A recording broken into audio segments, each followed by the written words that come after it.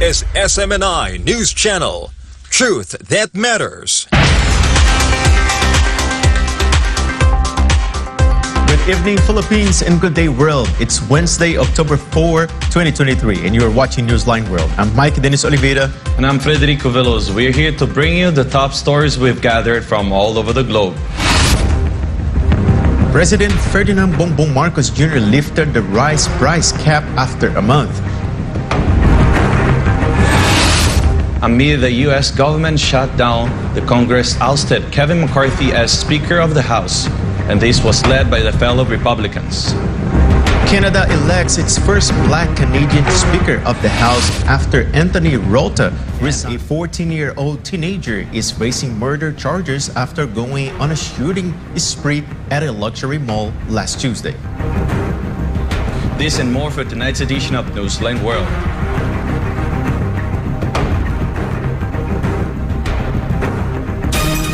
First in the news, President Bongbong Marcos removed the rice price cap after 1 month.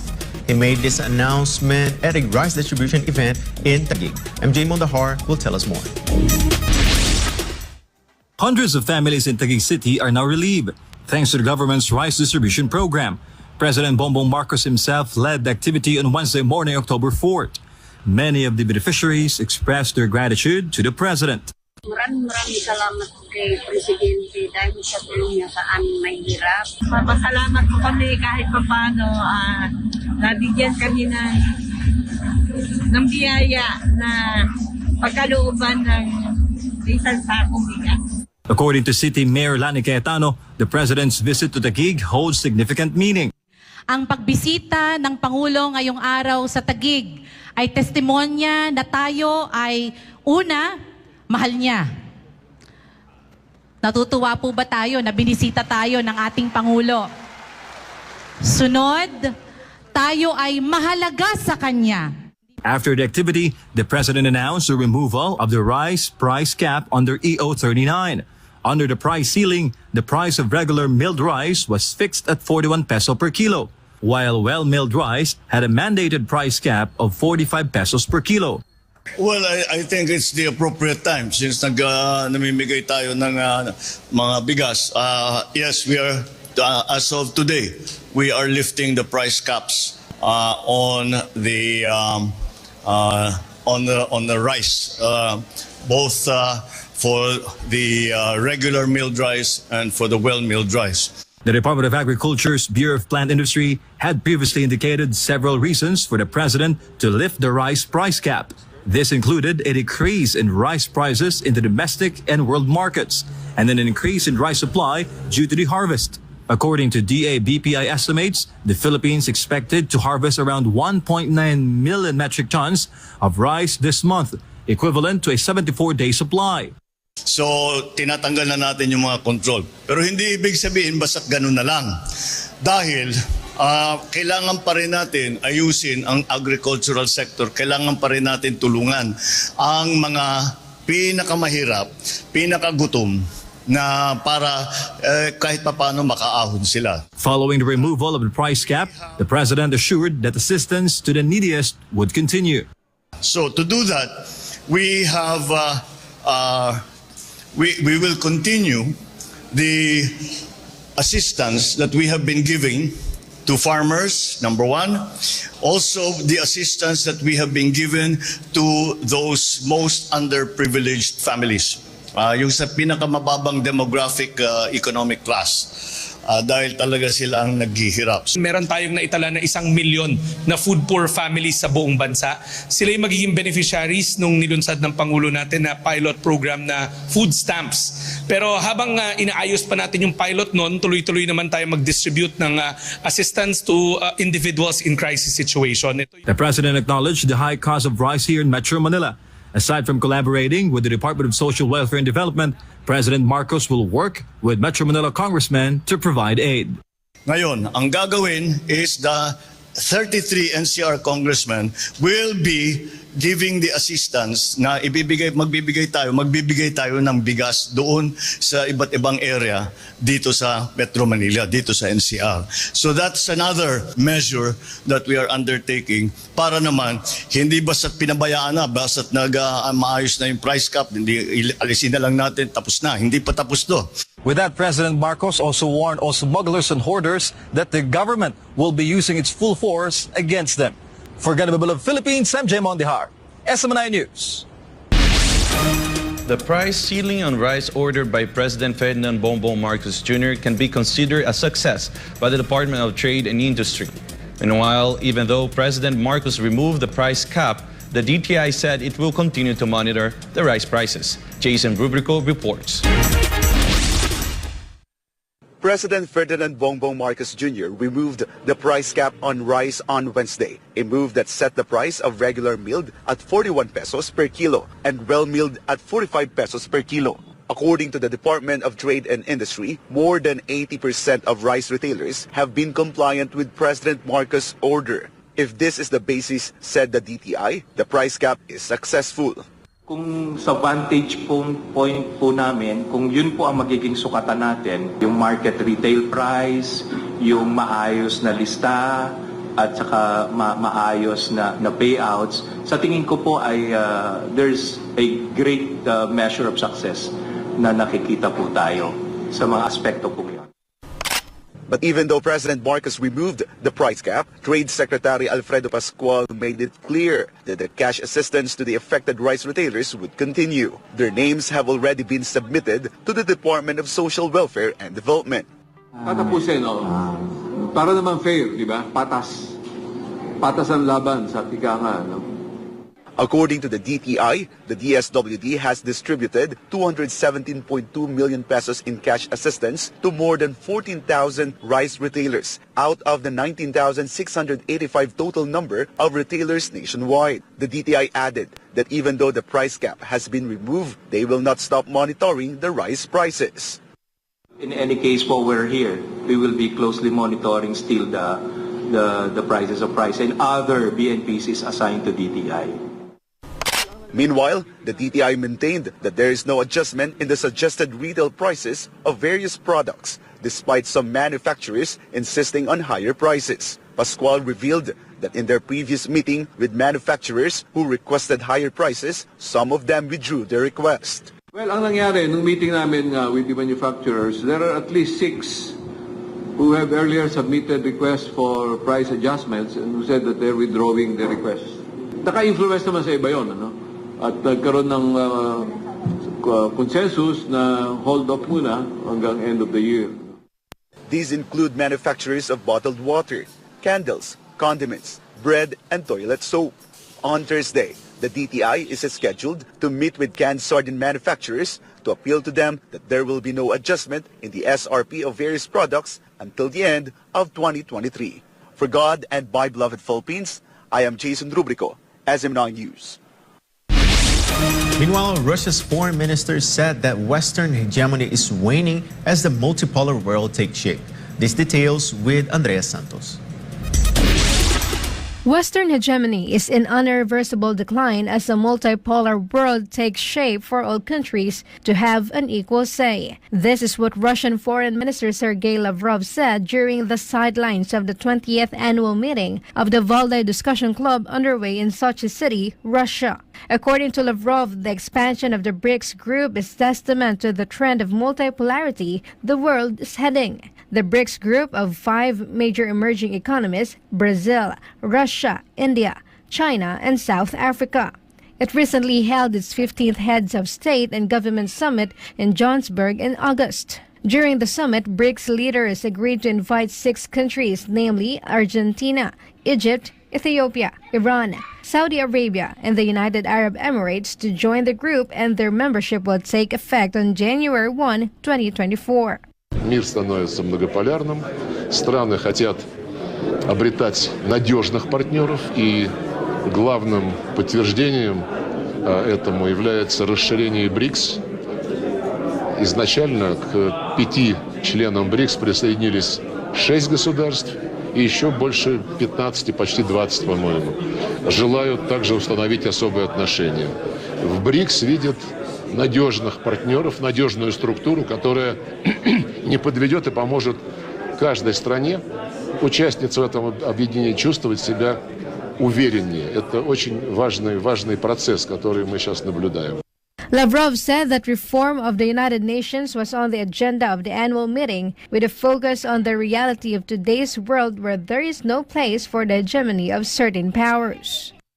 Ну вот обо всем этом говорили также о реформе ООН, которая должна отражать реалии многополярного мира, в котором Запад уже не может претендовать на те роли, которые он всеми правдами и неправдами пытается сохранить за собой. Under the theme of fair multipolarity, how to ensure security and development for everyone, the 20th annual meeting of the Valde Discussion Club opened on Monday and will run through Thursday. Its organizers said the event has brought together 140 experts, politicians, and diplomats from 42 countries throughout Eurasia, Africa, North and South America.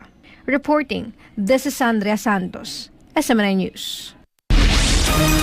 As the Russian-Ukraine conflict grinds on, Moscow's defense minister confirmed that they will not send more troops to Ukraine amid a surge of military recruitment, with over 335,000 joining this year. Defense Minister Sergei Shoigu said Russia won't ask more people to go to fight in Ukraine, as they already have enough soldiers. Shoigu said that 50,000 Russians signed up to be soldiers in September of this year. Since the start of 2023, more than 335,000 Russians joined the military. Shoigu lauded those who sign up in the military, saying that he's proud of them and their patriotism. In 2022, Russian President Vladimir Putin ordered a partial mobilization of 300,000 reservists, but this resulted to thousands of young men leaving the country to avoid fighting. Now, Putin says they don't need to do that again. Some Russian officials have said that the move was a mistake because it made people leave Russia. Meanwhile, Thailand's largest airport opening third terminal as it anticipates an influx of tourists during the peak holiday season. Anissa de Guzma will tell us the details. Bangkok's Suvarnabhumi Airport, Thailand's largest and one of the most visited in the world, inaugurated a third terminal with a capacity for 15 million passengers. Construction of the satellite terminal reportedly cost about 35 billion baht. The facility will expand the airport's annual passenger capacity from the current 45 million to 60 million. It is expected to reach its full capacity of 15 million passengers in 2024. A third runway is now on the road to completion, with operations likely to begin in July 2024. Thai Prime Minister Srettha Thavisin, a former real estate tycoon, believes that tourism can quickly create jobs and income for the Thai people. The initiative was part of the new government's pledge to boost tourism and uplift the local economy after months of political deadlock hampered critical economic reforms. Disha Anissa de Guzman, Benganchang Kontep, Hanapon, SMNI News, Pratat Thai, Sawadee. 10 civilians died and 11 more were injured after Sudan's military support forces attacked a mosque and other buildings in the capital of Khartoum. Grateru Omori has the news. Sudan witnessed the latest incident of death among its civilians following the artillery shelling by the paramilitary this week. The latest round of attacks claimed the lives of 10 civilians and injured 11 others. A local resistance committee said that some shells fell on a mosque, a health center, and the homes of citizens. The latest incident of violence happened 2 days after at least 51 people were killed and dozens wounded in airstrikes on a market in southern Khartoum.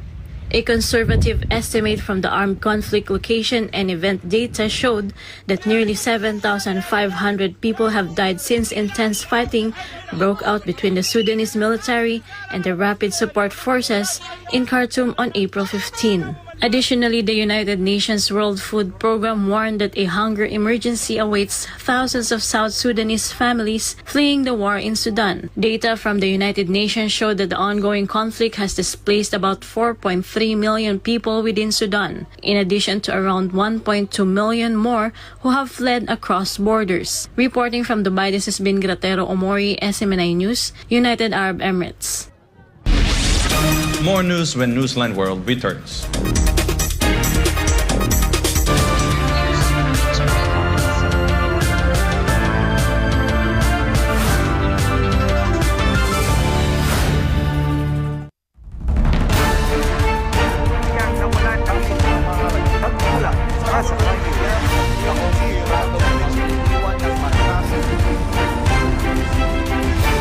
SMNI Balita Totoo.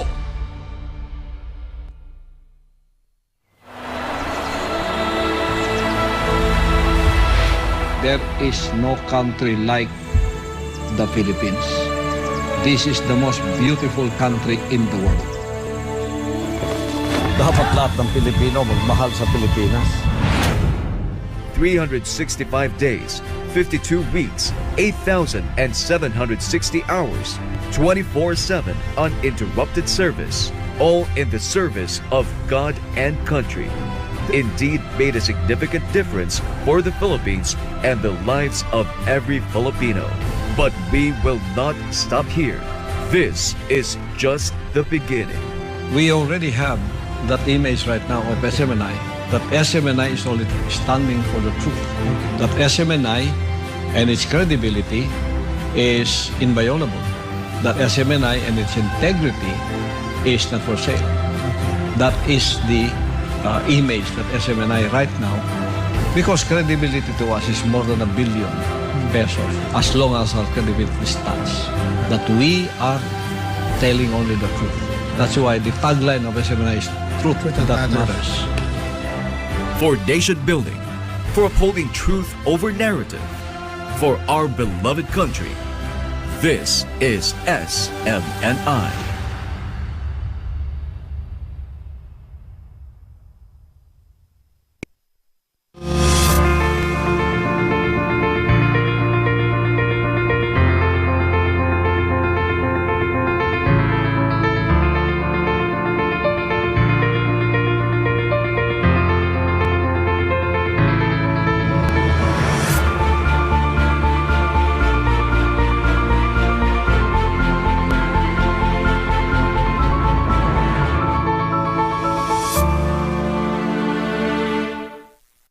Kabayan! Oo, ikaw. Alam mo ba na you can win lots of prizes when you bring home a guest in the Philippines? The Department of Tourism brings you the Visita Be My Guest program. Joining is easy. 1. Sign up as a sponsor. You can do this via the official BBMG website. All Filipinos of legal age living in the Philippines or abroad can join. 2. Invite your guests. The more you invite, the more chances of winning. And 3. Travel to the Philippines and upload your proof of travel to complete the registration process and earn e-raffle tickets and the BBMG travel passport and privilege card that you can use to get discounts as you travel around our award-winning destinations in the Philippines. Join now and get a chance to win in any of the 3 raffle dates in 2023. So what are you waiting for? Come home and bring a guest to the Philippines. Sign up, invite friends and family, and travel to the world's leading beach and dive destination and the world's leading country destination for tourism, the Philippines. Visita Be My Guest in the Philippines.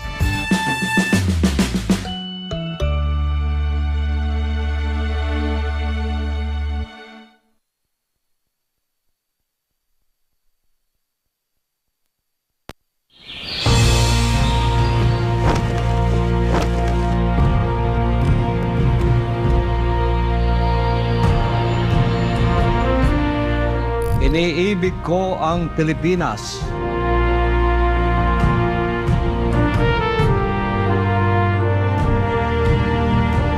Ito ang aking lupang sinilangan.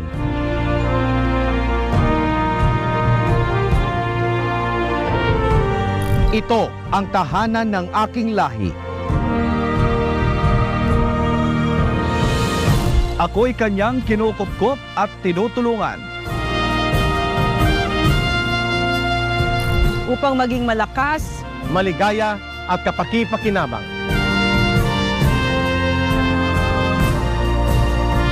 Bilang ganti, diringgin ko ang payo ng aking mga magulang.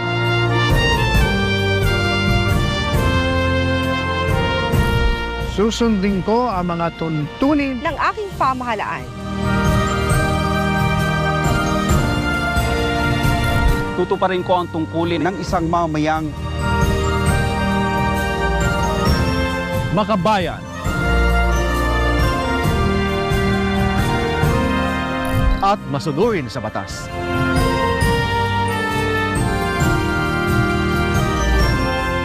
Paglilingkuran ko ang aking bayan ng walang pag-iimbot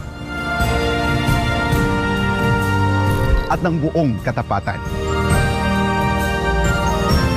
Sisikapin ko na maging isang tunay na Pilipino.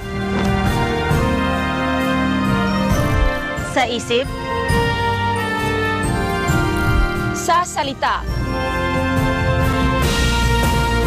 at sa gawa.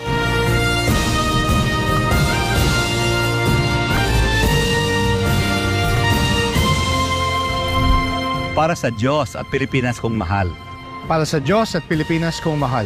Para sa Diyos at sa Pilipinas kong mahal. Para sa Diyos at Pilipinas kong mahal. Para sa Diyos at sa Pilipinas kong mahal. Para sa Diyos at para sa Pilipinas kong mahal.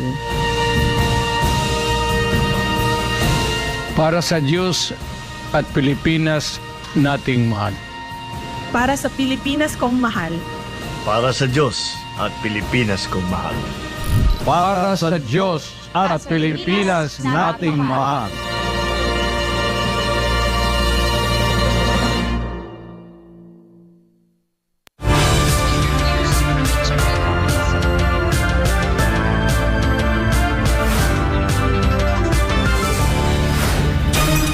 Back in the news, a 14-year-old teen suspected of killing 2 people during a mass shooting rampage at a luxury shopping mall in the Thai capital of Bangkok has been charged with 6 counts, including premeditated murder on Wednesday.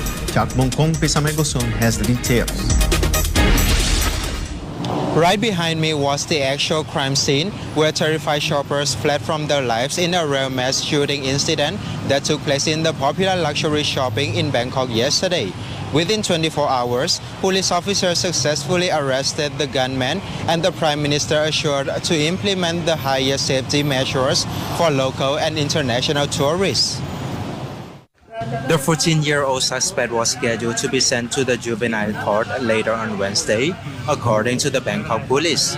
Upon further interrogation, the police found out that the teenager was receiving psychological treatment but failed to take his prescribed medication earlier in the day. The suspect appeared to have suffered a psychological breakdown during the shooting rampage. He used a blank-firing handgun that had been modified to fire real bullets to shoot innocent victims. After getting arrested, the long-haired teenager wearing a baseball cap gave confusing statements to the police regarding his actions and claimed that voices has told him to commit the crime. Investigators are planning to speak to the suspect's friend, who are online gamers, to know more about his mental state. The teenager was a student at a prominent private school, as per the local media. Police officers refused to reveal his identity. A Chinese tourist and another one from Myanmar died in the shooting incident. The shooting rampage happened at Siam Paragon Mall, which is one of the biggest and most upscale shopping destinations in Bangkok. Meanwhile, Prime Minister Sethar Thavisin met with the police officers and visited the injured victims and their families at the hospital. Sethar reassured them that the Thai government was doing all it could to help and offered his condolences to the affected families. รู้สึกตกใจเหมือนกันครับตกใจมากที่อยู่ๆเห็นคนวิ่งออกมาจากห้างกันเต็มไปหมดเลยครับตอนแรกๆนะครับตกใจมากก็น้องๆก็ดูไว้นะครับเป็นอุทาหรณ์เป็นตัวอย่างนะครับว่าไม่ควรฝากถึงผู้ปกครองด้วยครับอย่าไปเข่งอะไรกับลูกๆให้มากนักนะครับครับผมรู้สึกตกใจครับแล้วก็รู้สึกแบบว่าเสียใจด้วยครับที่เกิดขึ้นเมื่อวานตกใจมาก ก็คืออยากฝากบอกว่าให้ทุกคนนะครับสมมุติถ้าติดเกมเนี่ยครับก็ขอให้เล่นกันอย่างมีสตินะครับอย่าให้มันแบบว่ามีผลกระทบกับเราผู้ปกครองครับว่าให้ดูลูกหลานของท่านด้วยนะครับคอยเตือนคอยอะไรเขาครับมันจะได้ไม่เกิดเหตุการณ์แบบนี้ครับก็รู้สึกว่าน่าตกใจกับเด็กที่เกิดที่โดนยิงเด็กอายุ 14 การที่มาเที่ยวอะไรแบบนี้ก็ควรที่จะระวังในเรื่องของความปลอดภัยเพราะว่ามีคนแบบเยอะแล้วมันทำให้หาคนร้ายที่ยิงมันก็จะแบบอะไรนะยากต่อการหา The suspect was arrested within an hour after the shooting started around Tuesday afternoon. The King and Queen of Thailand show support by taking all injured victims under royal patronage as the government made steps for the incident not to affect its tourism industry. รายงานจากกรุงเทพมหานคร นายชันมงคลวิสมัยโกศล SMS News ประเทศไทย สวัสดีครับ Meanwhile, Russia has set up an independent monitoring committee to monitor the effects of the treated nuclear wastewater currently being discharged from the crippled Fukushima power plant. Natsumi Kojima reports.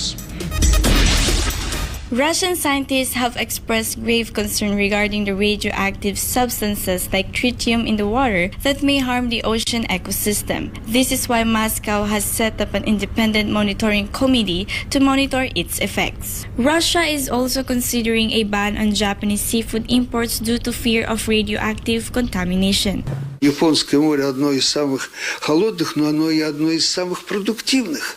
Здесь мы встречаем огромную массу различных организмов, и позвоночных, там, от рыб до китов, и беспозвоночных, всевозможных мелких организмов. Все эти радиоактивно заряженные воды имеют такую склонность концентрироваться в живых организмах. В конечном итоге стать источником отравления людей.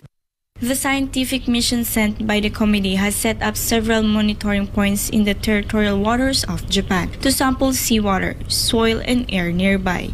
Зондируется состав атмосферы на удалениях до 100 и больше километров, какие элементы содержатся в этой атмосфере. Планируются наземные экспедиции, связанные с переносом масс воды, которые тайфунов, которые питаются теми водами вблизи Фукусимы, и куда они конкретно переносят вот этих. Despite the Japanese government admission that radioactive tritium is hard to filter out, the plant's operator Tokyo Electric Power Company Holdings Incorporated, or TEPCO, decided to dump the nuclear wastewater into the ocean anyway. This sparked public concerns and strong opposition from both home and abroad. Тритий и его соединение на данный момент является загадкой для ученых. Определять и изучать его сложно. Это связано с тем, что он очень тяжело идентифицируется, и в количественно определить его тоже сложно. Тем не менее, радиоактивность трития она подтверждена, и как радиоактивный элемент он, соответственно, негативно оказывает влияние на человека. Japan is set to release the second batch of treated radioactive wastewater from the crippled Fukushima plant on October 5. Ijo, Nihon kara Kojima Natsumi News o tsutai shimashita. SMNI News, Japan. Germany marked Unity Day with several protesters, including NATO's involvement in the Russia-Ukraine conflict.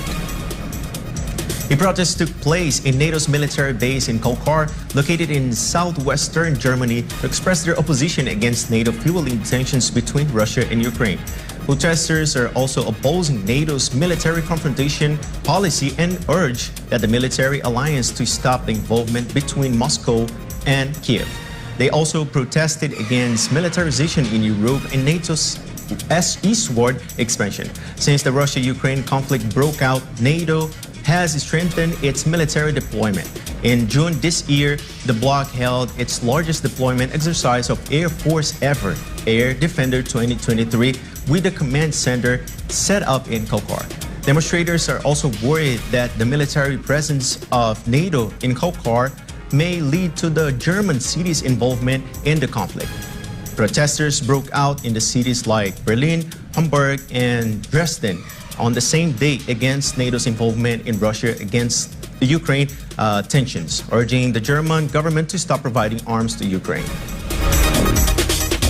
Wir gegen die militärische Landschaft in Deutschland sind, weil wir auch Angst haben. Die Bevölkerung hat auch Angst, dass wir eines der Kriegsziele sein könnten, Kalka, weil es hier eine Kommandozentrale ist und weil wir für die Beendigung des Krieges sind. Wir sind für einen Waffenstillstand in der Ukraine und für sofortige Friedensverhandlungen, weil das ein furchtbarer Abnutzungskrieg ist, der keine Gewinner kennt, aber nur Verlierer.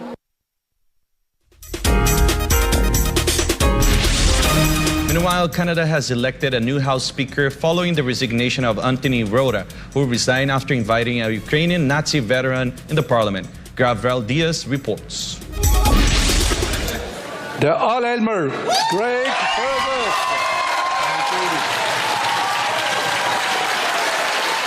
Canada's House of Commons has elected Liberal MP Greg Fergus as Speaker, the first Black Canadian to hold the position. Fergus emerged out of 6 other candidates: Chris D'Entremont, Carol Hughes, Alexandra Mendez, Peter Shifka, Sean Casey, and Elizabeth May. Following the announcement, Canadian Prime Minister Justin Trudeau and opposition leader Pierre Poilievre playfully dragged Fergus to the Speaker's chair. The 3 officials made this, as per tradition, to escort the newly elected Speaker of the House.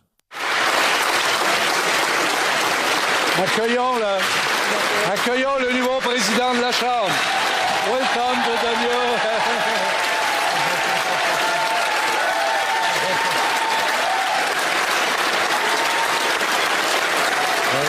Alors, je vais sortir par l'autre côté.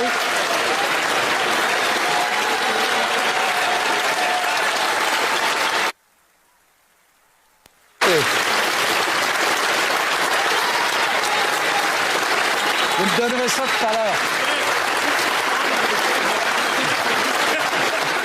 Fergus, who will take on the task of presiding over Canada's fractious House of Commons, vowed to work with MPs and that he will be firm, thoughtful, collaborative, consistent, and certainly fair. Both Trudeau and Poilievre congratulated him as the first Black Canadian Speaker. He was picked by his colleagues through a secret ranked ballot vote. Fergus replaced Antony Rota, who resigned from his position after publicly recognizing Yaroslav Hunka, a Ukrainian-Canadian veteran who fought against the Russian army in World War II, because it was later revealed that the veteran was a Nazi.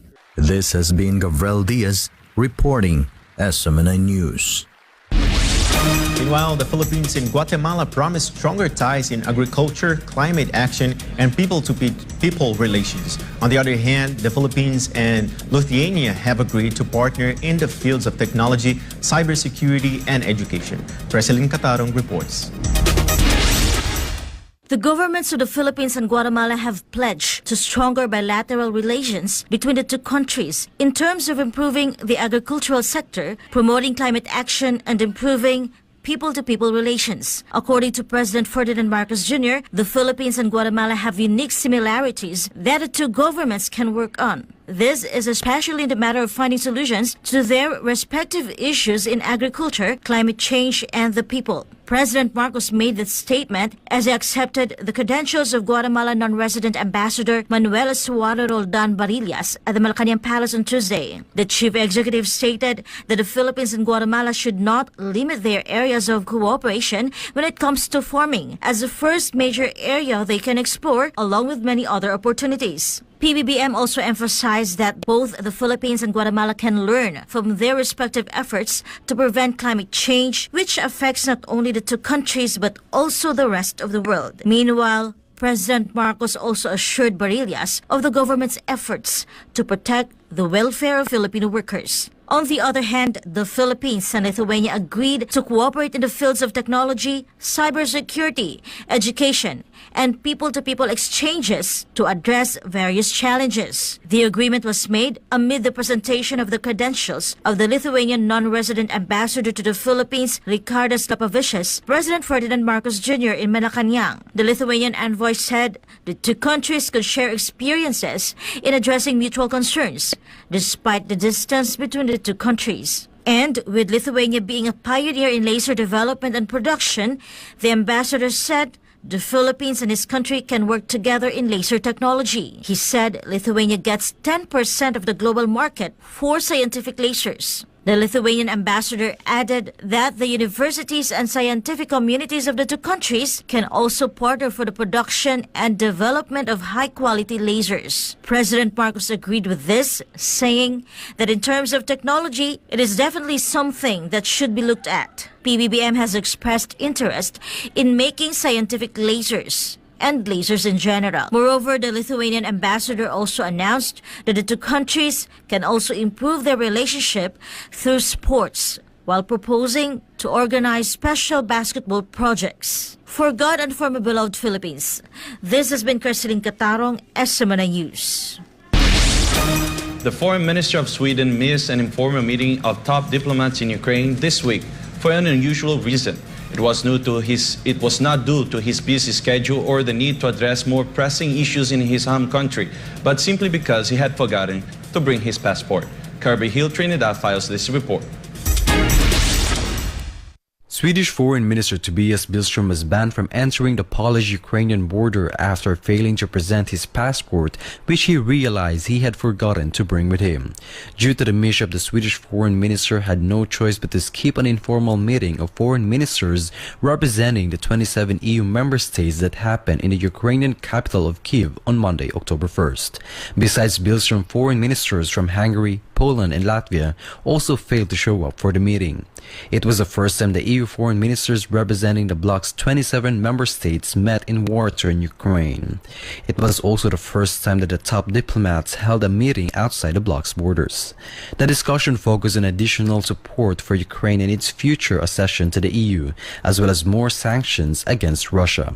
Ukraine is not a member of the bloc but has repeatedly expressed its desire to join. During the summit, the EU's High Representative for Foreign Affairs Josep Borrell said that the bloc had proposed an additional 5 billion euros worth of aid for Ukraine, and that its member countries would train 40,000 soldiers. Before this, the bloc had announced 70 billion euros in support for the war-torn country. This has been Kirby Trinidad, SMNI News. Newsline World will be back after the break.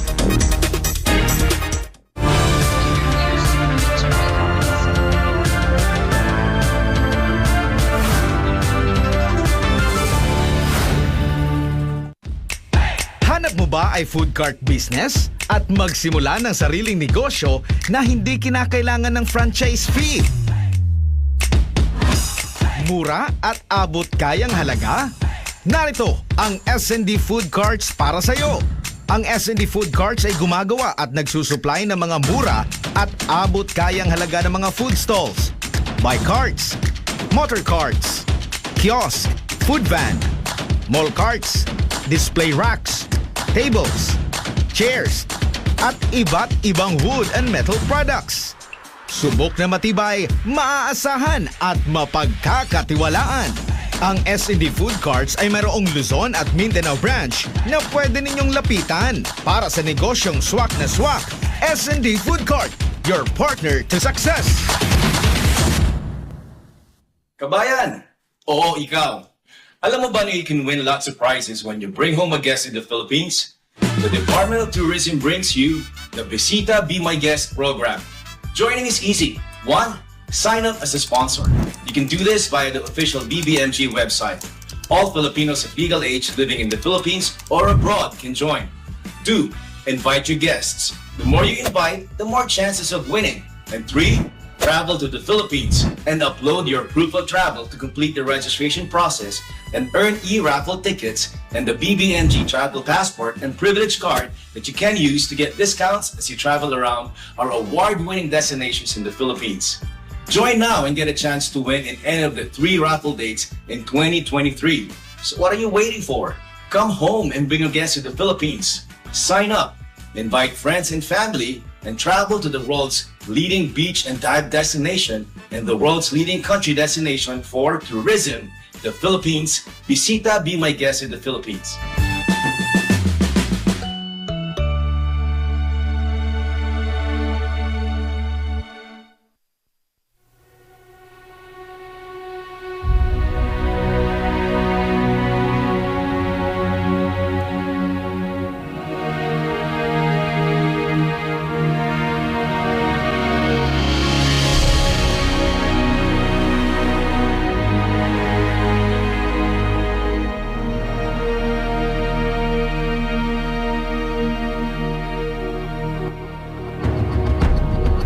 We don't need to explain because truth needs no justification. We are not afraid because the truth will always win. When we ask questions, it's always for the good of all. We question to build, not to break. We question to clarify, not to confuse. We question to protect, not hurt. Truth hurts, but it heals. Tune in to SMNI, where truth is free. SMNI, defining true press freedom.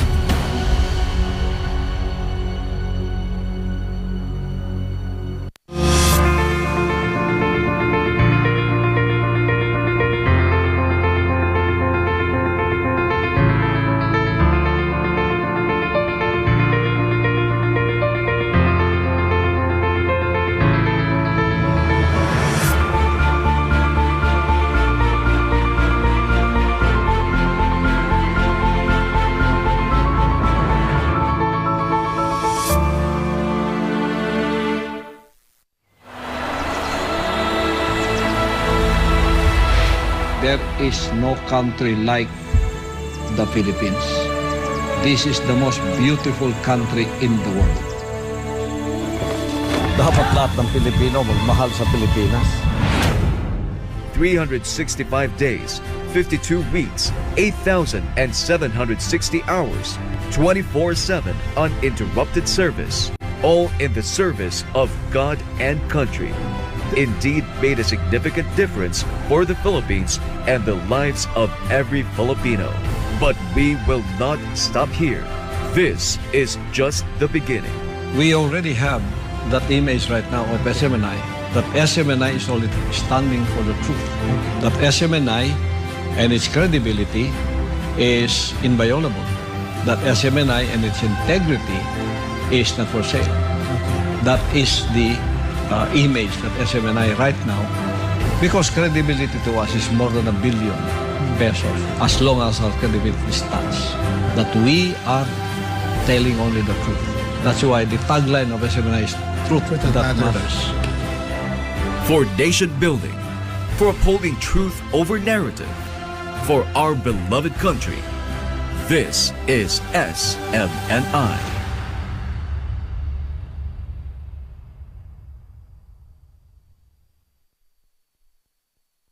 Kabayan! Oo, ikaw. Alam mo ba na you can win lots of prizes when you bring home a guest in the Philippines? The Department of Tourism brings you the Bisita Be My Guest program. Joining is easy. 1. Sign up as a sponsor. You can do this via the official BBMG website. All Filipinos of legal age living in the Philippines or abroad can join. 2. Invite your guests. The more you invite, the more chances of winning. And 3. Travel to the Philippines and upload your proof of travel to complete the registration process and earn e-raffle tickets and the BBMG travel passport and privilege card that you can use to get discounts as you travel around our award-winning destinations in the Philippines. Join now and get a chance to win in any of the 3 raffle dates in 2023. So what are you waiting for? Come home and bring a guest to the Philippines. Sign up, invite friends and family, and travel to the world's leading beach and dive destination and the world's leading country destination for tourism, the Philippines. Bisita Be My Guest in the Philippines.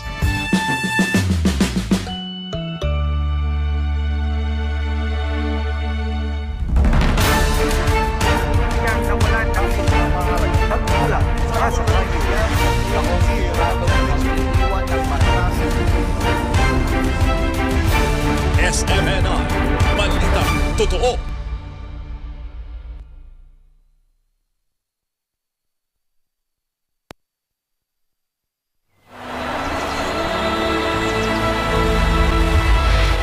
There is no country like the Philippines. This is the most beautiful country in the world. Dapat lahat ng Pilipino magmahal sa Pilipinas. 365 days, 52 weeks, 8,760 hours, 24/7 uninterrupted service, all in the service of God and country. Indeed made a significant difference for the Philippines and the lives of every Filipino. But we will not stop here. This is just the beginning. We already have that image right now of SMNI, that SMNI is only standing for the truth, that SMNI and its credibility is inviolable, that SMNI and its integrity is not for sale. That is the image that SMNI right now, because credibility to us is more than $1 billion pesos, as long as our credibility stands, that we are telling only the truth.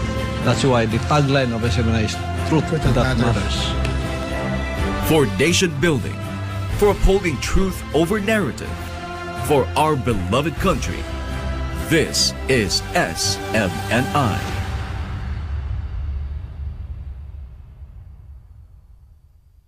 Hey, we're glad you found SMNI News. If you subscribe to TV programs that help build the nation, then we got you covered.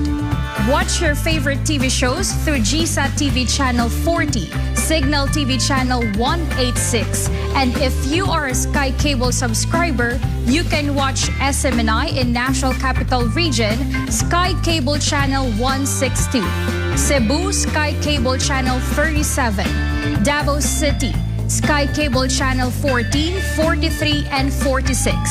General Santos City, Sky Cable Channel 37. Zamboanga, Sky Cable Channel 53.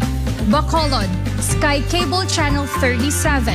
Iloilo, Sky Cable Channel 36. Dumaguete, Sky Cable Channel 37. Baguio, Sky Cable Channel 14. And Lawag, Sky Cable Channel 10. You may also watch SMNI on digital TV in Davao City and Manila, and also in TV Plus and GMA Afford a Box, and over 500 cable TV affiliates nationwide. Watch SMNI on digital channels in Mega Manila, Channel 39 and 43. We are also on analog TV in Lawag, Channel 35, Isabela, Channel 37, Vegan, Channel 38, Rojas, Channel 39, Butuan, Channel 39, and Davao, Channel 43. If you're on your mobile phone, download SMNI app or visit smni.com to get the latest news, updates, and more. Also, browse through the day's top stories and receive notifications for breaking news. Watch us live on our official Facebook and Rumble accounts, and you can also follow us on Instagram, Twitter, and TikTok, so you don't miss out on our extra minute segments. Wherever you decide to watch, we're glad you choose SMNI News, the home of nation builders who bravely bring truth that matters.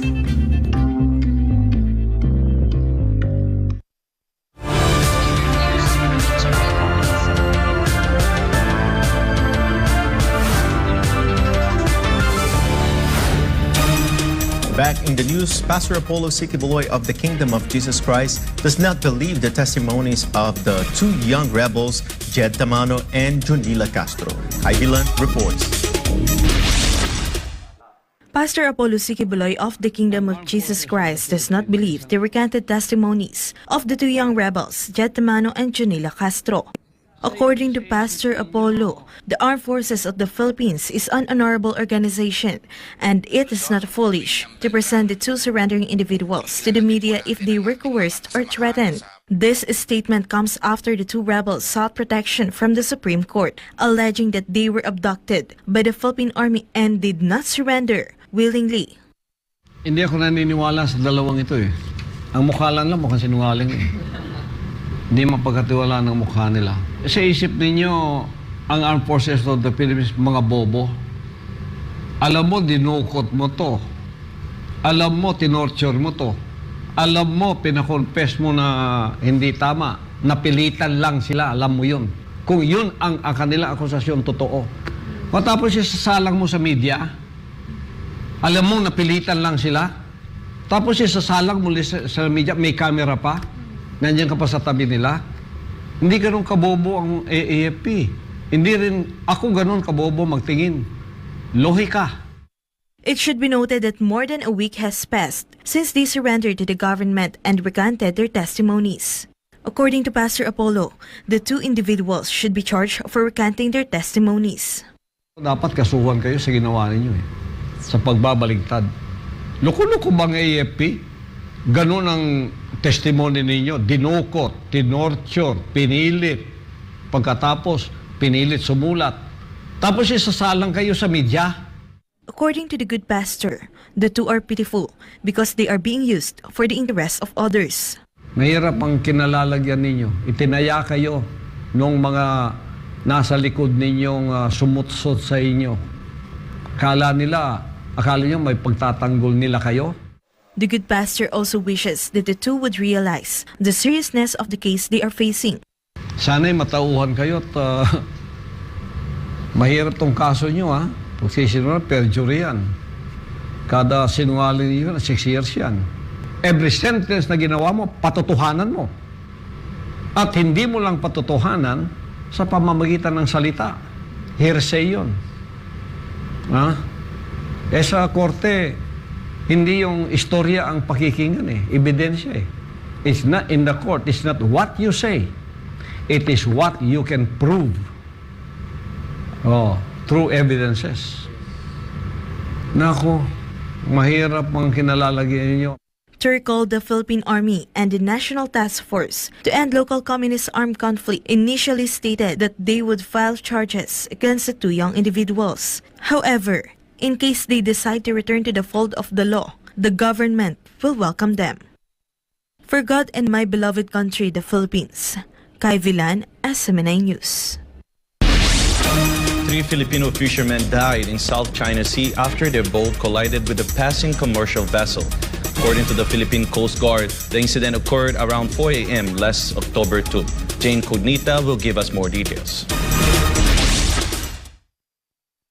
The Philippine Coast Guard is conducting an investigation into the death of 3 Filipino fishermen who were killed in a collision with a foreign vessel in the South China Sea.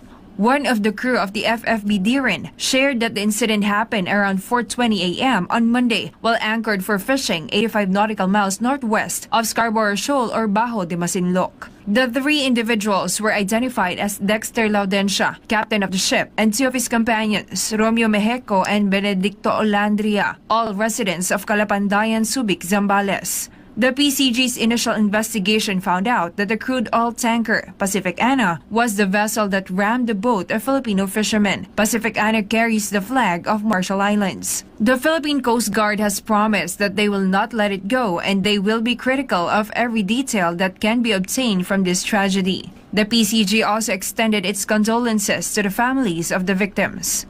Other crew members of the boat survived the incident using their 8 service boats. Meanwhile, the bodies of the 3 Filipino fishermen were immediately brought to Barangay Cato in Infanta, Pangasinan.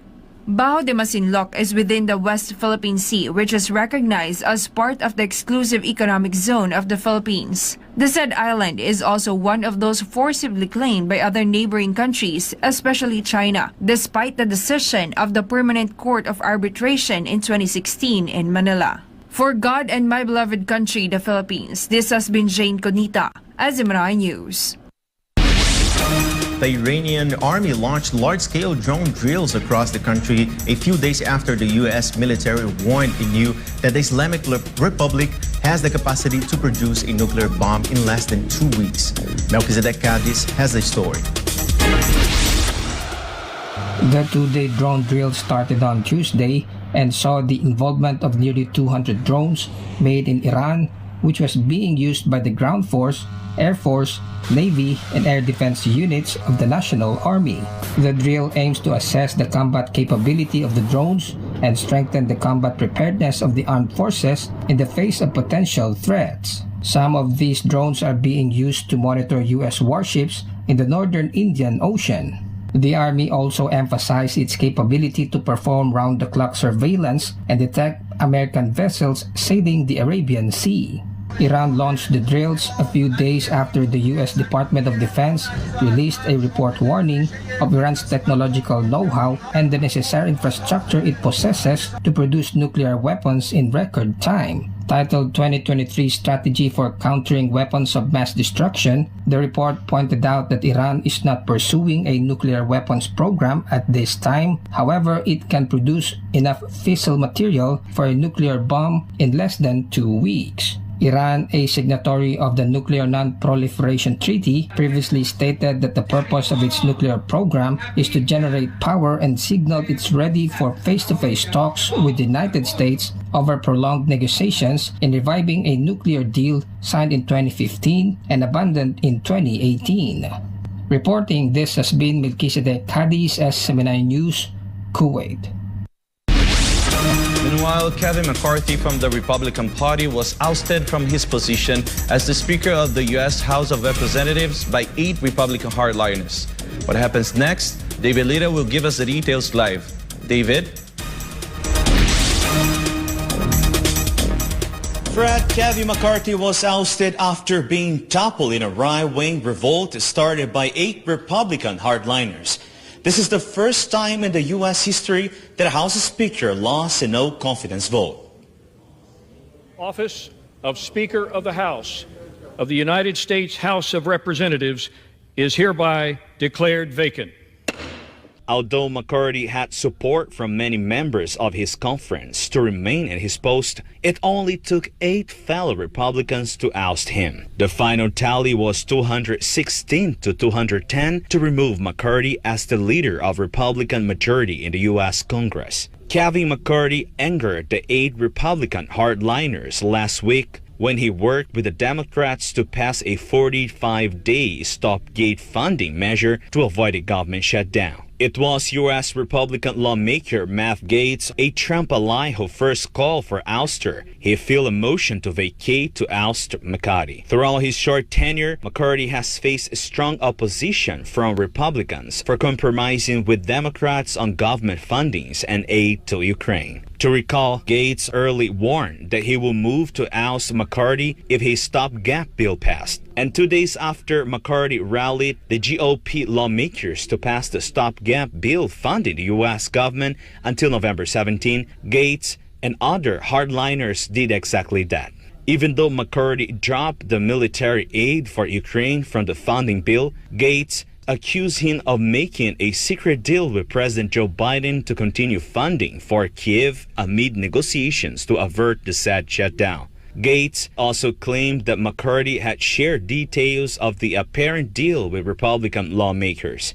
McCarthy denies the accusations. How do you respond to Kevin McCarthy's claim that this is payback for an ethics investigation? I am the most investigated man in the United States Congress. I have been cleared by the FBI, the DOJ, the Federal Elections Commission by a 5-0 vote. It seems that the Ethics Committee's interest in me waxes and wanes based on my relationship with the Speaker.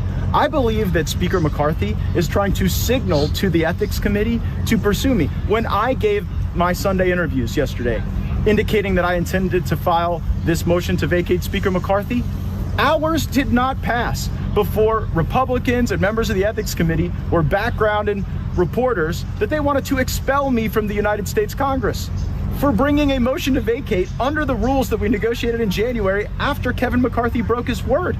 They want to expel me for Congress from that. So, you know what? I'm built for the battle. I face down tougher than these folks, and I'll do it again. I would just say, if this House of Representatives has exceeded all expectations, then we definitely need higher expectations. And while it's heartwarming and kind that the Speaker calls people on their birthday and visits their district and congratulates them on their children, please know this isn't a critique of the individual, it's a critique of the job. The job hasn't been done. We've had multiple contradictory promises, and it's just quite something. For those of you keeping track at home, the last 3 speakers you've heard opposing my resolution all voted for the debt deal. So, if you believe that the debt limit deal that Speaker McCarthy brought into law was a good thing, maybe you agree with their perspective. I think the debt limit deal was a terrible deal, and that's one of the reasons. It really was the original sin of the McCarthy speakership, and it's one of the reasons I seek to vacate the chair now. Meanwhile, Gaetz also cited the BRICS expansion and global de-dollarization as reasons to oust the congressional leadership. So he seems to be reverting to the very unfortunate muscle memory of Washington, D.C.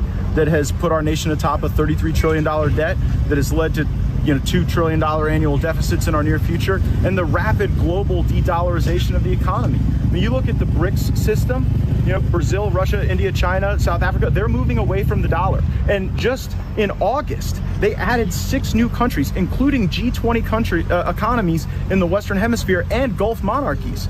Moreover, you saw U.S. News say that the #1 economic trend of 2023 is de-dollarization globally. This worries me. Aside from Gates, Representatives Andy Biggs, Ken Buck, Tim Burchett, Ali Crane, Bob Good, Nancy Mace, and Matt Rosendale were among the Republicans who voted to oust McCarthy. Shortly after being removed from the office, the California Republican told reporters that he will not run for Speaker again. He also made a hit out of his fellow Republicans who led the ouster. You need 218. Unfortunately, 4% of our conference can join all the Democrats and dictate who can be the Republican Speaker in this House. I don't think that rule is good for the institution, but apparently I'm the only one. I believe I can continue to fight, maybe in a different manner. I will not run for Speaker again. I'll have the conference pick somebody else. Meanwhile, Patrick McHenry, a Republican lawmaker from North California, was declared as the acting Speaker until the election of McCarthy's replacement. This is the first time in the U.S. House of Representatives, 234 years history, that it backed a resolution to vacate the office of the Speaker. McCarthy served the oppositions for 269 days, making him the second shortest tenure in the U.S. history, after Michael Kerr, who served as a Speaker for 257 days, died in the office in 1876. Now the U.S. Congress looking for a new Speaker, there are talks of a strong indication that some Republicans will nominate former U.S. President Donald Trump as McCarthy's replacement. Fox News recently interviewed Texas Representative Troy Nehls, who said that his first order of business when the House convenes is to nominate Trump. Representative Greg Stubb has also expressed that he wants Trump to be the House Speaker.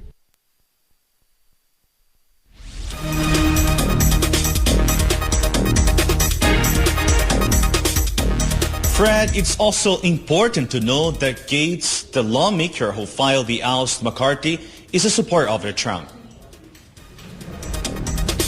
David, we are wondering how it will be possible for Trump to become the Speaker if he does not hold any position in the Congress. Fred, the U.S. Constitution technically allows that it happen because it does not stipulate that the Speaker must be incumbent member of the House of Representatives. But for the Trump to be elected for the post, he will first be expected to garner 218 votes to win the speakership. This includes votes from both Republicans and Democrats. Back to you, Fred. Thank you. That's David Leader live on SMNI Studios. Meanwhile, tourist operators in Australia eagerly await the return of Chinese tour groups in the country. Chinese visitors were one of Australia's top five markets before the pandemic. David Suarez reports.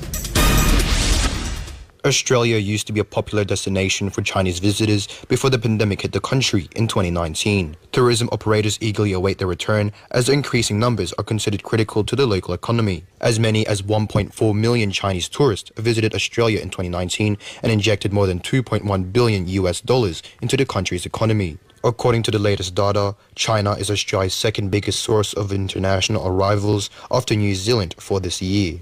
It made up about 15% of Australia's inbound travel pre-pandemic, so critical to our industry, critical to Australia's economy. Recently, for the last probably 6 months or so, we see more students coming down here, and also with all the family members accompanying the students. This is the biggest announcement we've received in 12 months for our tourism and for our accommodation sector. To have the approved destination status put back is just music to our ears. Flights from China to Australia are back to 73% of pre-pandemic levels as of August, based on the latest data from Tourism Australia. The government agency, however, said that their numbers are not expected to reach pre-pandemic levels until 2026. Reporting from New South Wales, this is David Suarez, SMNI News, Australia.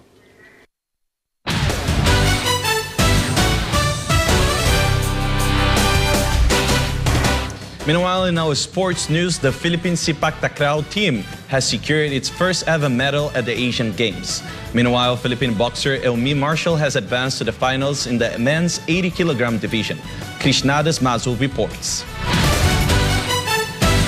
After more than 2 decades, the Philippines has finally clinched a medal in Sepak Takraw. The men's squadron composed of Jason Huerte, Reggie Ortoste, Vince Alison Turno, and Mark Joseph Gonzalez managed to bring home the bronze medal for the Philippines. This achievement came after the group fell short in the finals, losing to the Indonesian team in the semi-finals with scores of 21-15, 24-25, and 17-21. The Sepak Takraw team expresses their heartfelt gratitude for the support extended to them. Meanwhile, Filipino boxer Elmi Marshall has secured a spot in the men's 80-kilogram division of the Asian Games. This happened after he defeated Syrian competitor Ahmad Gusun via technical knockout. Marshall brought down Gusun in round 2 with a right hook. As a result, the Philippines is now assured of a second silver medal.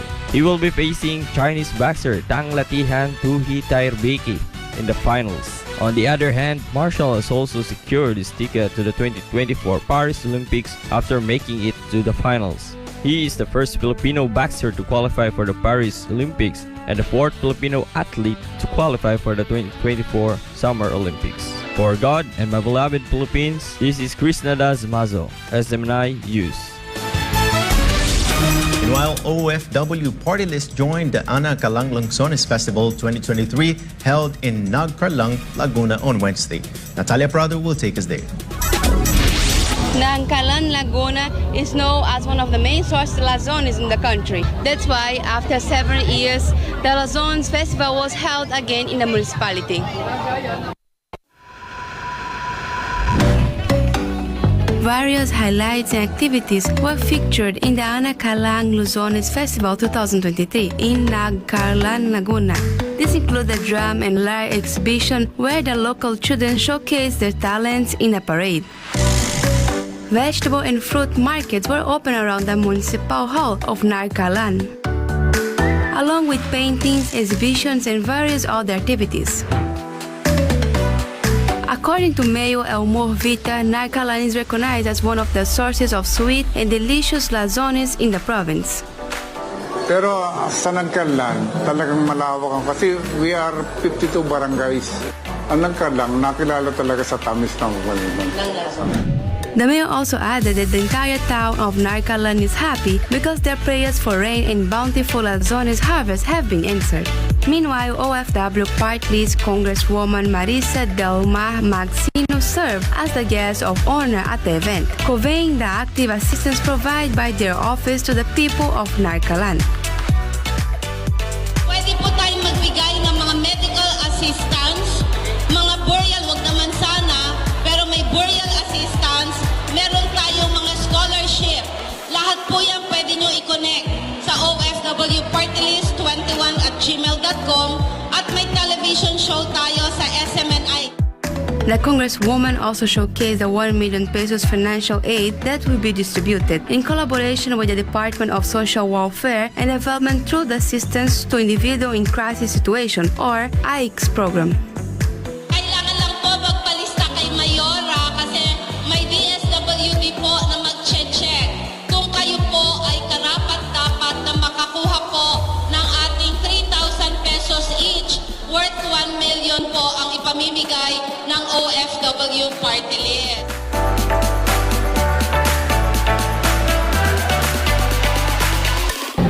For God and my beloved country, this is Natalia Prado, SM9 News. And before we end, may we be inspired with the message of the appointed Son of God.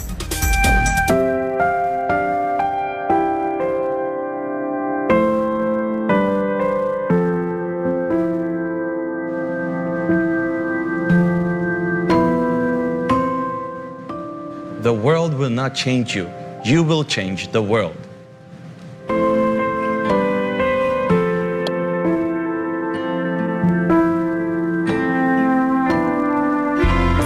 For our Christmas countdown, it's 81 days to go before Christmas. And that's all for today's edition of Newsline World. For more news update, you may visit us on smninewschannel.com or follow us on our social media accounts on Rumble, Facebook, and Twitter. For God and Country, I'm Mayk Oliveira. For God and Country, I'm Frederico Velloso. Thank you for watching Newsline World, and thank you to our beloved Pastor Apollo Sikibuloy, for the opportunity to be part of this program. May you continue to listen on SMNI as it delivers nothing but fair, truthful, and balanced news, because SMNI is your source of credible news.